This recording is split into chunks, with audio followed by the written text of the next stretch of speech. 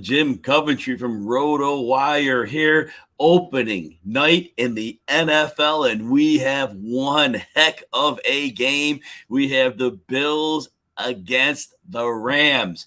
Now I'm going to break this game down so you can bet it. You can make fantasy decisions. We're going to get you ready for everything, give you some prop bets at the end. So stick around if you want to do some sports gambling. Notable injuries in this game. On the Rams side, wide receiver Van Jefferson, their number 3 receiver, is out. So Ben Skoranek probably sees additional snaps in this game.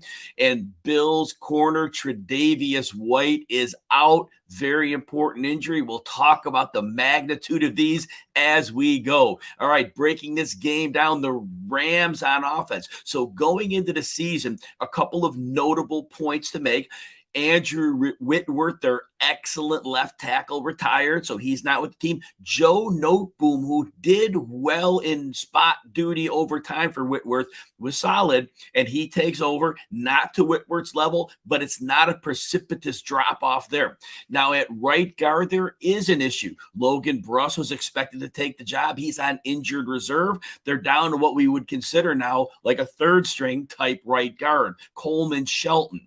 It's an interior lineman. I think they can get away and be okay with that. But regardless, with Noteboom and Coleman Shelton, Whitworth out, Coleman Shelton on the other side, I think there's a little bit of a concern against a very deep pass rush on the Bills. The Bills have a number of players. Terrell Basham, they've got players who are in their second, third year. A.J. Epinesa emerging, but they brought in Von Miller in the offseason. One with the Rams last year, now with the Bills. I think that deep pass rush is going to influence the game plan for Sean McVay. Down the stretch last year, before the playoffs came and the Rams found themselves having to score a lot of points, when Akers was on the way back late in the season, it was very clear that Sean McVay wanted a balanced offense. And at points when Akers just wasn't up to the task because he was healthy from the Achilles, but not explosive, they were never able to get that balance they wanted. I do believe they come into this game, that's their goal. And when we look at the Bills on defense, the history of Sean McDermott has been to really stop the pass and not put as much attention to stopping the run.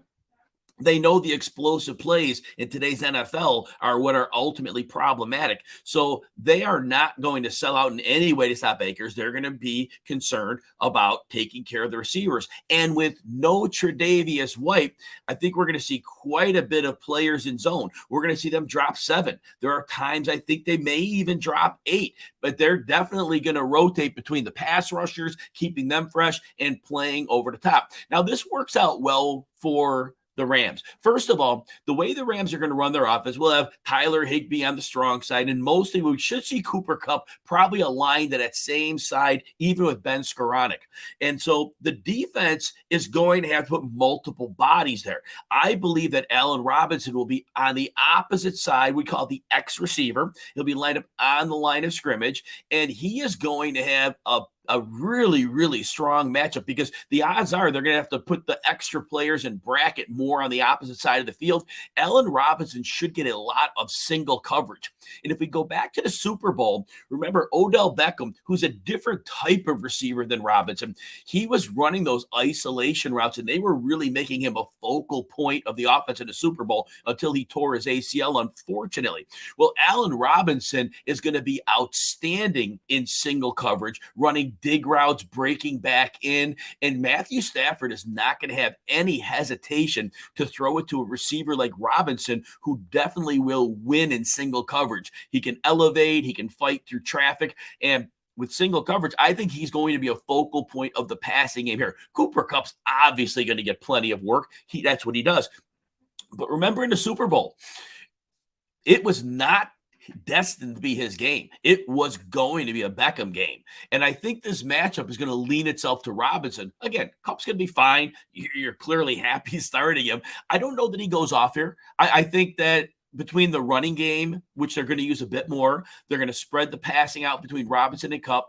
I think they both do fine, but I think Robinson is going to get some work in the red zone. Because remember last year when Beckham came in, Stafford was trying to make him comfortable in the offense. He fed him in the red zone a bit more. Kupp gets a lot of attention. Certainly Kupp could score as well. I think they're going to get Robinson a touchdown because when they get into the red zone deep, I do believe that man-on-man coverage, and I believe Matthew Stafford loves that challenge of being, throwing the laser beam into single coverage and letting his receiver win. I do think he scores a touchdown tonight.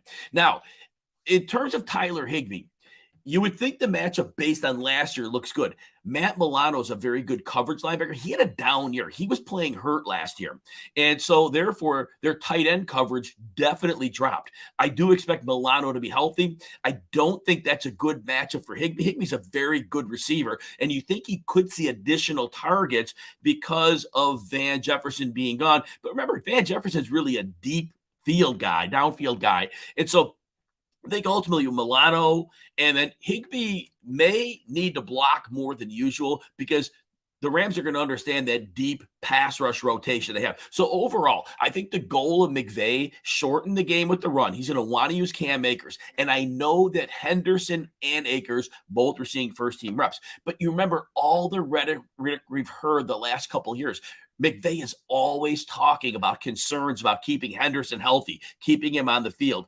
I just don't think McVay wants to give Henderson a lot of steps because he's worried about him breaking down. He's a nice change of pace runner. I think this game is about Akers. Again, Kupp's going to see enough to get by. He'll be a good fantasy play. I don't think he goes off here. He certainly could. He could break a play at any time. And again, I think Robinson has a little more ceiling. I think Robinson, we're going to see somewhere in the neighborhood of 5 or 6 catches for about 65, 70 yards with a great chance to score. At Cooper Kupp, we're probably looking maybe a little less than last year. He was getting 95 yards a game, like in 16 out of 20 games, including the playoffs. I think we might be looking at more of a 6-catch, 75-yard game with always a chance to score. I don't know that he goes off here. I think that it's going to be a balanced game. And now on the Bills side, the first thing when we look at this game is Stephan Diggs. He's the ace, right? We know that. He can win at any area of the field. He moves into the slot. He can win anywhere. Jalen Ramsey seems to be okay from the shoulder. He's expected to play. The beauty with Ramsey is that Ramsey's that rare corner that will follow your alpha receiver anywhere on the field, including the slot. And I do think that he is going to give Diggs some problems. Now, what we noticed with Ramsey last year, especially in the playoffs, Ramsey was getting beaten deep. If the Bills were studying that film, I do think they're going to want to run a couple double moves to see if they can get Diggs over the top on him. And they could have success if they pull that off. That is the key for Diggs having a big game, in my opinion. I do believe Ramsey's going to play such tight coverage that it's going to make it difficult for Josh Allen because Allen's going to have a very small window to throw in. I think Josh Allen does his best in the short and intermediate area when he has a little bit bigger of a window. And I don't know that he gets that here. Again, the key for Diggs, if you believe, is going to be that downfield pass if they get that going.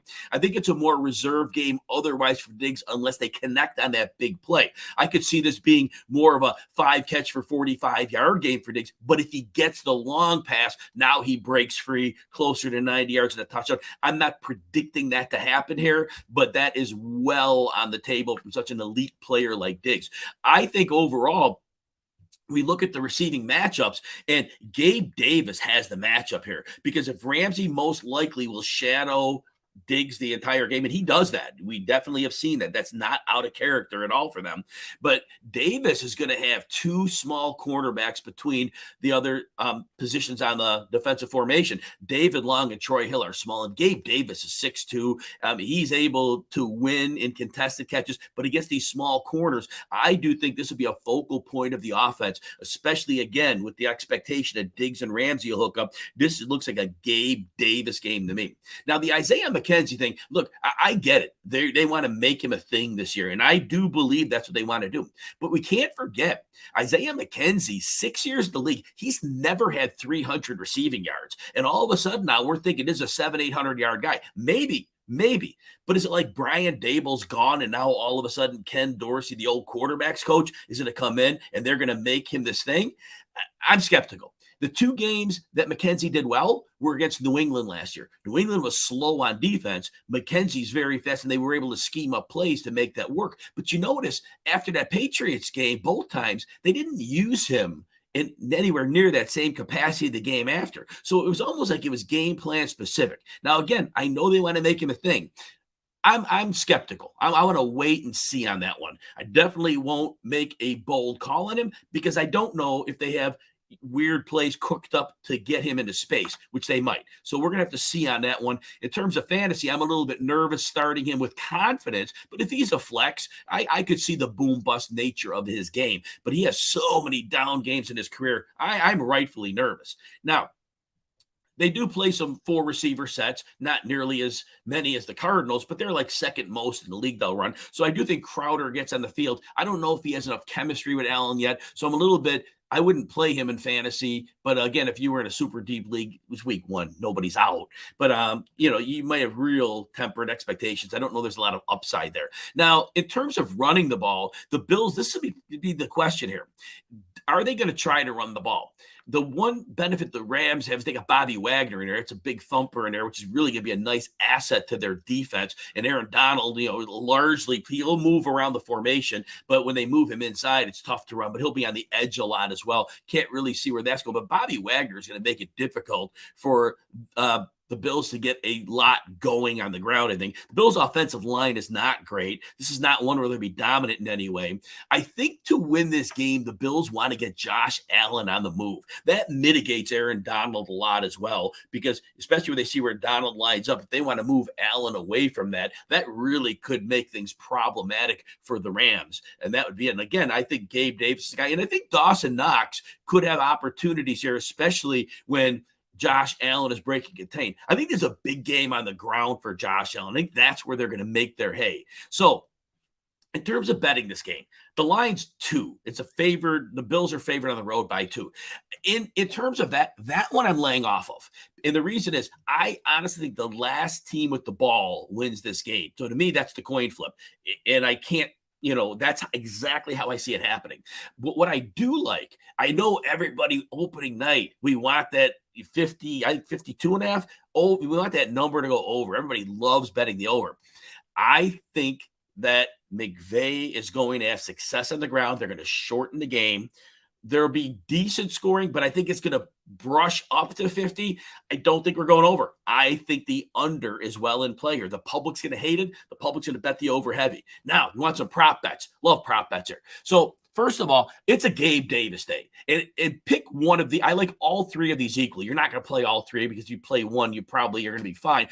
Gabe Davis over 59.5 yards. To me, that's the one to play. I think that one's going to be an easy hit. But also, the receptions over 4.5 is plus 130 on DraftKings. That's a real good payout. And I think he has to be the most advantageous player in this game, and the coaching staff's going to realize it, and they're going to want to get him the ball to take advantage of that. Now, if you like betting the touchdowns, I do like Davis at plus 120 on anytime touchdown. I also like Allen Robinson in anytime touchdown plus 140. Now, those touchdown bets, those are ones that are fun, but those aren't ones that are going to be consistent money makers. So those are if you're the fun bets. But the ones, like I said, nuts and bolts, Gabe Davis, mostly over the yardage. I also like Josh Allen. You're going to juice this one up a little bit, over 35.5 rush yards. Again, we're DraftKings here is where we're looking at these lines. He's minus 125, so it's juiced up a bit, but I think he goes into the 50-yard range here in this game. I do think so, especially in the plays when Diggs is covered and he takes off. And then the other prop I like, look, Cam Akers over 43.5 yards is minus 110, fair juice on that one. But I do think he's going to flirt with, 17 to 20 carries. And I think he sails over what we saw at the end of last season. I don't think he was anywhere near recovered from that Achilles injury. So I think that he's going to be much healthier here. So overall, enjoy the heck out of this game. Hopefully I helped you in terms of your fantasy lineups, your gambling props, but enjoy the game. Again, I'm laying off the -2. Just think whoever has the ball last wins. All right, we will talk soon. Everybody have a great rest of your day and enjoy, again, the heck out of the opening game.